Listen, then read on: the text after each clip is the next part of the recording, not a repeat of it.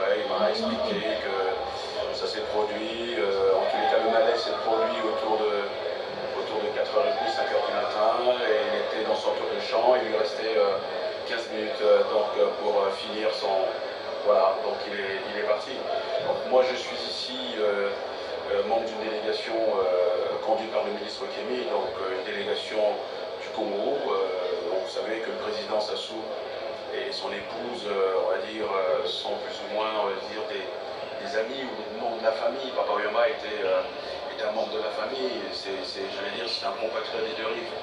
Et lui-même a chanté, hein. Et balé à Congo, et Jali Lopangote, Jali Senzela, en reprenant ce que Khaled Jeff avait chanté par le passé. Donc ce que je peux vous dire, c'est que moi j'étais un fan quand j'avais 10, 11, 12, 13 ans. Hein. On était des fanatiques de cet ensemble qui s'appelait Zaïko Langalanga.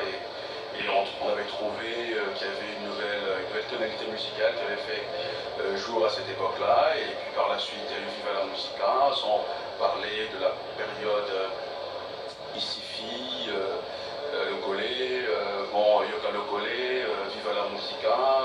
Sa première sortie justement à l'époque, il a eu cet entretien avec le Kougou Sampou, et donc ça a été notre idole. Et puis bon, par la suite, le hasard de la vie m'a conduit aux fonctions politiques, et j'ai eu l'occasion de le rencontrer. Donc pour moi, ça a été un immense honneur. Je remercie le ciel de rencontrer un homme que je considère aujourd'hui comme une divinité musicale qui a séjourné dans les arts. Merci, monsieur le ministre Aliakola. Mesdames Milando, Papa Wemba. Là, c'est les hommages avec les artistes musiciens qui sont venus de Paris, Djunadjanana, Efongé, grand-père Bess aussi, que vous connaissez, mesdames Milando. Et Papa Wemba. Ah, Papa Wemba, je connaissais. Vous savez, Mamie Leda, ça va être difficile de parler de Papa Wemba en quelques minutes.